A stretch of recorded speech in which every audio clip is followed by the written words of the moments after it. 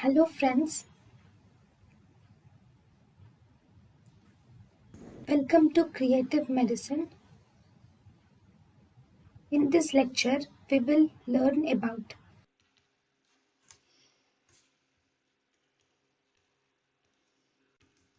Next, in the secondary glaucomas, we have steroid-induced glaucoma.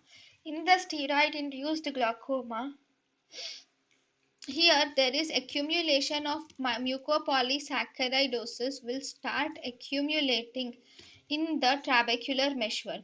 So when mucopolysaccharidosis starts accumulating in the trabecular meshwork, this results in the formation of primary open angle glaucoma because the angle is completely normal, but there is deposition of this mucopolysaccharidosis saccharides in the trabecular meshwork, thus resulting in steroid induced glaucoma.